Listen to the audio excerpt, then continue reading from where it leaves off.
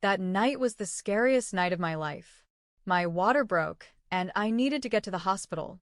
But instead of taking me there, my husband suddenly drove to an ATM, stopped the car, and ordered me to withdraw $20,000 and give it to him. He said if I refused, he wouldn't take me to the hospital. When I said no, he dragged me out of the car, threw me onto the road, and sped away, leaving me alone, in labor and helpless. What happened next was even worse than I could have ever imagined. My name is Selena, and I am 29 years old. In a few days, I will become a mother for the first time. I should be excited, happy, and full of love. But I'm not, because my marriage is nothing like I imagined it would be. I met my husband, Damien, 5 years ago. Back then, he was charming, confident, and had a way of making me feel like the most special person in the world. But things changed. After we got married, his affection slowly disappeared. He stopped caring about my feelings, my struggles, and my happiness. When I told him I was pregnant, I thought he would finally become the husband I needed. I was wrong. Instead of being supportive, Damien treated my pregnancy as an inconvenience. He refused to help with housework, ignored me when I was sick, and made it clear that his life wouldn't change just because I was carrying his child. Now, at 9 months pregnant, I had accepted the reality of my marriage. Damien didn't love me. He didn't care about our baby. And deep down, I knew I would have to raise this child alone. But I never imagined that he would betray me in the worst way possible. That evening, I sat at the dining table, exhausted from another long day. I had spent hours cleaning, folding laundry, and preparing dinner, even though my body was aching from the weight of my belly. I looked at the clock. 8:45 p.m. Damien was late. Again. I sighed, pushing my food around the plate. I wasn't even hungry anymore. Just as I was about to get up, the front door swung open. Damien walked in, looking tired but indifferent. He didn't say hello. He didn't ask how I was feeling. He just threw his bag onto the couch, took off his jacket, and sat down at the table, scrolling through his phone like I wasn't even there. I swallowed the lump in my throat. "You're late." He didn't even look up. I was busy. I bit my lip, trying to ignore the anger bubbling inside me. "I made dinner," I said, keeping my voice calm. Damien finally glanced up at his plate. His expression immediately soured. "Pasta again," he muttered, pushing his fork into the food like it was something disgusting. I clenched my fists under the table. "Yes, Damien. Because I'm 9 months pregnant and can't stand in the kitchen all day cooking 3-course meals." He rolled his eyes. "Whatever." Then, without another word, he grabbed his fork and began eating in silence. I watched him, feeling a deep, painful emptiness inside me. This wasn't love. This wasn't marriage. And the worst part? I knew he didn't even care that I was hurting. I tried to finish my meal, but suddenly, a sharp pain shot through my lower stomach. I gasped, dropping my fork onto my plate. A second later, I felt a warm rush of liquid. I froze. My water just broke. I looked down, my heart racing as I saw the chair beneath me getting wet. Oh my God, it's happening. I grabbed the edge of the table, breathing heavily. "Damien." He didn't even look up. "What now?" I swallowed hard, my voice shaking. "My water just broke." Damien finally lifted his head, his expression blank. "Right now?" he asked, as if I had a choice. I nodded quickly, struggling to stand up. A strong contraction hit me, and I winced. Damien let out an annoyed sigh. "Fine. Let's go." He stood up as if this was just some minor inconvenience and grabbed his car keys. I reached for my hospital bag, my hands trembling. This was it. I was about to have my baby. But I had no idea that Damien had one last act of cruelty left to show me. The car was silent except for my heavy breathing. I gripped the door handle, my body tensing as another sharp contraction hit me. Damien sat in the driver's seat, one hand on the wheel, the other casually tapping his fingers on the dashboard. I took a deep breath, trying to stay calm. The hospital wasn't far. We just had to get there safely. But deep down, something felt wrong. Instead of being concerned about my pain, Damien looked bored and irritated. You don't have to breathe so loudly, Selena, he muttered. It's distracting. I turned my head, staring at him in disbelief. Damien, I'm in labor, I said, my voice tight. This is literally the worst pain of my life, and you're complaining about my breathing? He shrugged. It's just a little overdramatic, don't you think? I clenched my jaw, forcing myself to ignore him. I didn't have the energy to argue. Not now. I focused on the road ahead, counting the seconds until we reached the hospital. Then, just when I thought we were getting closer, Damien suddenly slowed down. I frowned. Why are you slowing down? Without answering, he turned the car sharply, pulling into a dark, empty parking lot. I looked around, confused. Then I saw it. An ATM. My stomach dropped. Damien, what are you doing? I asked, my voice filled with panic. He put the car in park, turned to face me, and then said the words that would haunt me forever.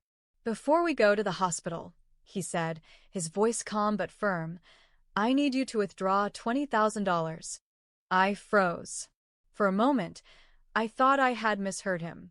I let out a shaky breath. Damien, what are you talking about? He leaned back in his seat, completely relaxed. You have money, don't you? You've been saving for years, he said smoothly. I need $20,000. I stared at him, my heart pounding. Damien, I said slowly, I'm in labor. The baby is coming. This isn't the time. Now is the perfect time, he interrupted, his tone sharp. You want to get to the hospital, don't you? Then give me what I want. Tears burned in my eyes. Damien, please, just take me to the hospital, I begged. He sighed dramatically. I'm not asking for much, Selena. Just get out, go to the ATM, and take out the money. My blood ran cold. This wasn't just cruelty. This was blackmail. I was in the worst pain of my life, and the man who was supposed to love me was using it to get money. I felt sick. I shook my head. No. Damien's jaw tightened. His eyes darkened. Selena, he warned, you're already out of breath, sweating and barely holding on. Do you really want to argue right now? I couldn't believe it. You're disgusting, I whispered. I would rather crawl to the hospital than give you a single cent. Damien's expression turned cold. And then, before I could react, he reached over, unbuckled my seatbelt, and yanked the car door open. My breath hitched. What are you doing? Without a second thought, he grabbed my arm and pulled me out of the car. Damien, stop. Stop. I screamed as another contraction hit me. But he didn't care. With zero hesitation, he shoved me onto the pavement. I fell hard, my hands scraping against the rough ground. My belly tightened painfully, and I gasped for air. I was on the cold pavement, abandoned in labor. And Damien? He looked down at me, completely unfazed. You should have just given me the money, he muttered. Then, without another word, he got back in the car, slammed the door shut, and drove away. I lay there, trembling, tears streaming down my face, completely alone. But suddenly, in the distance, I saw something: headlights. Someone was coming, and they were about to save my life. I lay on the cold pavement, gasping as another sharp contraction tore through me. My body was trembling, my hands scraped and bleeding, but the pain in my heart was worse than anything I felt physically. Damien had really left me here, alone, abandoned, all for money. Tears blurred my vision, but I forced myself to breathe. My baby needed me to be strong. Then, through my pain and dizziness, I saw something: headlights. A car was coming closer. I tried to sit up, but my body felt too weak. The car pulled up fast, stopping just a few feet away. The door flew open, and then I heard a familiar voice. Oh my God, Selena. Livia. My neighbor, my friend, my only lifeline, Livia, ran toward me. Her face was filled with pure panic as she knelt beside me, gripping my shoulders. What happened? Are you okay? Why are you on the ground? I tried to speak, but I could barely breathe. Then, between shaky gasps, I choked out the truth. Damien, he stopped here. He told me to give him $20,000 before he took me to the hospital. Livia's eyes widened in horror. I sucked in a painful breath. I said no. And then he threw me out and drove away. Livia's expression transformed from shock to pure rage. That son of a... She cut herself off, shaking her head. I'm calling the police. She pulled out her phone and immediately dialed. As Livia talked to the emergency operator, she grabbed my arm. Can you stand? She asked urgently. I nodded weakly, trying to push myself up. Livia wrapped her arms around me and helped me to my feet. The moment I stood, another contraction hit. I cried out, gripping Livia's shoulder. You're okay. I've got you. She helped me to the passenger seat of her car, buckled me in, and sped off. The car was moving fast, but my body felt slower and heavier with pain. I clutched my belly, panting through the contractions. Just hold on, Selena, Livia said, her voice shaking. We're almost there. I nodded, squeezing my eyes shut. Damien had left me to die on the street. But Livia? She was fighting to save me. And that's when I realized something. I wasn't alone. The car raced through the streets, every bump sending another wave of pain through my body. I clutched my belly, my breathing shaky and uneven. Almost there. Livia called out, her knuckles white against the steering wheel. I bit my lip, fighting back tears of pain and exhaustion.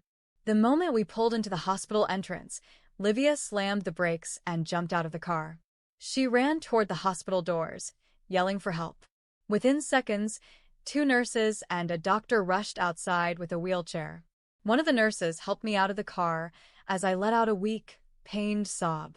You're safe now, ma'am. We've got you. As they wheeled me inside, I saw 2 familiar figures running toward me. Selena. It was my mother and father. Tears streamed down my face the moment I saw them. My mother knelt beside me, gripping my hand tightly. Sweetheart, we're here. What happened? I could barely form the words. Damien he left me. I stammered, my breath uneven. My father's face darkened. Where is he now? He asked, his voice dangerously calm. Livia stepped forward. He threw her out of the car because she refused to give him $20,000. He just left her there alone in labor. My mother gasped in horror. My father's hands curled into fists. That bastard. Then, with deadly determination, he turned to Livia. We're reporting this. Right now. Livia nodded. I already called the police. They're on their way. I let out a shaky breath, relief washing over me. For the first time that night, I felt safe. Damien wouldn't get away with this. Not this time. Just as they wheeled me toward the delivery room, I heard voices behind me. We're looking for Selena Carter. I turned my head slightly and saw 2 uniformed officers standing at the hospital entrance. Livia approached them first. She's inside, about to have the baby. I'll tell you everything. One of the officers nodded. We're already looking for Damien Blackwood. His actions tonight were criminal. Hearing those words sent a wave of relief through me. They were going to find him. They were going to make him pay. And for the first time in a long time, I felt like I could breathe again. The delivery room was a blur of bright lights, voices, and unbearable pain. I gripped my mother's hand as another contraction ripped through me. My whole body was shaking, my breath uneven, but I knew I had to push through. You're doing great, Selena. Almost there, the doctor said. I squeezed my eyes shut, letting out a choked sob of exhaustion. Then, after what felt like an eternity, a sharp cry filled the room. Tears streamed down my face as I heard my baby for the first time. The doctor smiled. It's a boy. A boy. A nurse gently placed my son on my chest, his tiny body warm and fragile against mine. My heart swelled with emotion. I had just gone through hell, but at that moment, none of it mattered. Because I was holding my son. I ran my fingers over his soft, delicate face and whispered, I will never let anyone hurt you. My mother kissed my forehead, tears in her eyes. You did it, sweetheart, she whispered. I held my baby close, knowing that this was the start of a new life. And Damien? He was about to lose everything. While I was in the delivery room, the police were already tracking Damien down. Livia had given them his full name and description. My father filed an official report. Surveillance cameras near the ATM captured the moment he abandoned me. It didn't take long for them to find him. He had gone back to his parents' house, acting as if nothing had happened. But his nightmare was just beginning. The police arrived at his parents' house, knocking loudly on the door. Damien's mother answered. "What's going on?" she asked, confused. One of the officers stepped forward. "We're here to arrest Damien Blackwood for domestic abuse, reckless endangerment, and criminal neglect." Damien's mother's face turned pale. This must be a misunderstanding. Then, behind her, Damien appeared, looking confused and annoyed. "What's this about?" he muttered. The officers didn't waste time. "Turn around and put your hands behind your back. You are under arrest." Damien's face drained of color. "What? You can't be serious," he protested. But the officers grabbed him, twisted his arms behind his back, and slapped the handcuffs onto his wrists. "This is ridiculous. My wife is dramatic. She's probably exaggerating," he shouted.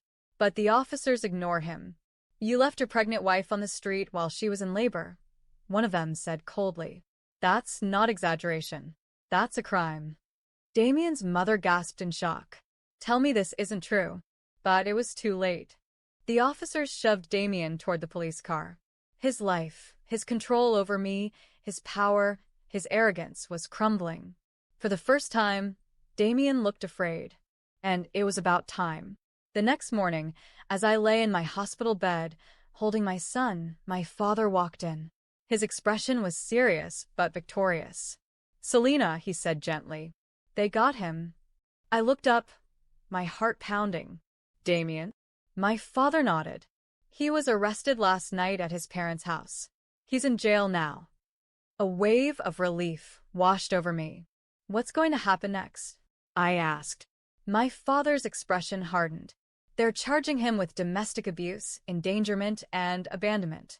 There will be a court case, and believe me, he won't get away with this." I let out a deep breath, my hands shaking. It was finally over. Damien was going to face the consequences of his actions. And as I looked down at my baby boy, I knew one thing for sure. We were going to be just fine without him. The weeks following my son's birth were filled with both healing and legal battles. I had my divorce lawyer ready, and the police had built a strong case against Damien. The charges against him included domestic abuse for his history of mistreating me, reckless endangerment for abandoning me in labor, criminal neglect for refusing to take responsibility as a husband and father. The evidence against him was overwhelming. Surveillance footage from the ATM showing him leaving me on the ground. Witness testimonies from Livia, my parents, and the hospital staff. My medical records proving the danger I was in. Financial records showing his attempts to extort $20,000 from me. This wasn't just an argument between a husband and wife. This was a crime. The day of the trial arrived. I sat in the courtroom, holding my father's hand for strength. Across the room, I saw Damien in a suit, looking worn out and angry. He had spent weeks in jail, awaiting trial, and it showed. For the first time, he wasn't in control anymore. The judge entered, and the trial began. The prosecutor stood up first, speaking clearly. "Your Honor, the defendant, Damien Blackwood, is responsible for a series of heinous acts of abuse and neglect. On the night of March 4th, he abandoned his heavily pregnant wife, refused to take her to the hospital unless she gave him $20,000, and then threw her onto the street, leaving her in active labor. His actions put both his wife and unborn child in extreme danger. This is not a simple domestic dispute. This is criminal behavior." I watched as Damien shifted in his seat, clearly uncomfortable. Livia was the first witness. She stood at the podium, her voice steady and firm. I found Selena on the ground in pain, struggling to even sit up. She told me Damien had demanded money from her, and when she refused, he left her to suffer alone. He didn't even care if she or the baby survived that night. No real husband or father would do that. Then my father testified. His voice was calm, but full of anger. "My daughter could have died that night. If it weren't for Livia, she might not have made it. Damien is not a man. He's a coward who tried to profit off my daughter's suffering. He deserves the full punishment of the law." The final piece of evidence was the security footage. On the screen, the jury saw everything. Damien arguing with me in the car. Me refusing to give him money. Him physically shoving me out of the car. Me falling onto the ground, helpless and in pain. Damien driving away, without hesitation. A hushed silence filled the courtroom. The judge narrowed his eyes at Damien. "Do you have anything to say for yourself?" he asked. Damien cleared his throat, trying to sound innocent. "Your Honor, I panicked. I wasn't thinking straight. I was stressed, and I made a mistake." The prosecutor didn't let him escape. "Was it also a mistake to try and extort $20,000 from your wife while she was in labor?" Damien's face turned red. I was just trying to secure my future," he snapped. That was it. The jury had heard enough. After hours of arguments, the jury reached a verdict. The judge returned to his seat, looking Damien directly in the eyes. "Damien Blackwood, you have been found guilty of all charges, including domestic abuse, reckless endangerment, and criminal neglect." Damien froze. "You have shown no remorse, and your actions put both your wife and child in serious danger. I hereby sentence you to 7 years in federal prison with no possibility of early release." Gasps filled the courtroom. Damien's eyes widened in shock. 7 years. "No, this isn't fair," he yelled. 2 officers approached him, handcuffs ready. "You ruined my life, Selena," he spat at me. "You think you won? You'll regret this." I lifted my chin, looking him straight in the eyes. "The only thing I regret is ever trusting you." The officers dragged him away, his shouts echoing through the courtroom. I let out a deep breath, my body shaking with relief. It was over. Damien was gone, and I was finally free. The day Damien was taken away, I finally felt something I hadn't felt in years. Peace. No more fear.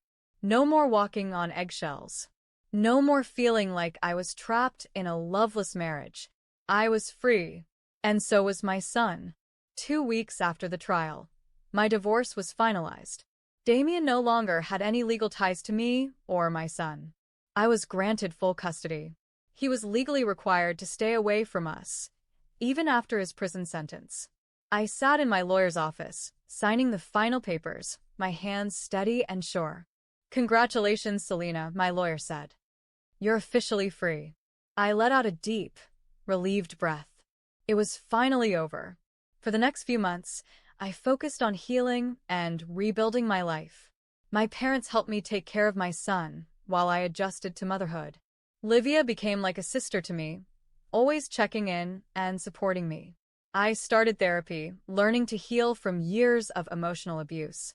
I continued blogging, but this time, my posts weren't just about small joys.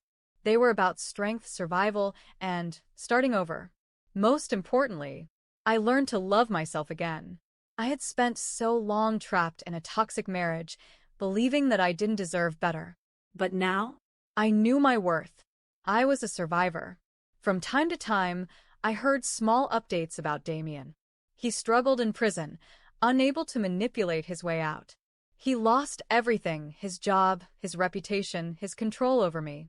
His parents disowned him after learning the full extent of what he did.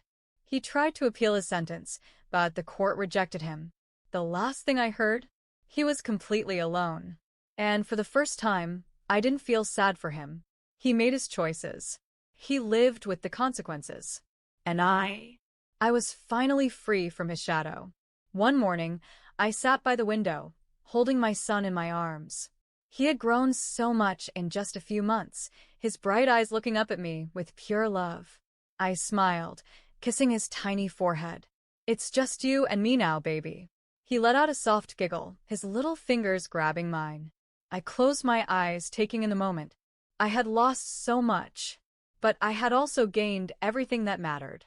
My freedom, my happiness, and the purest love I had ever known, my son.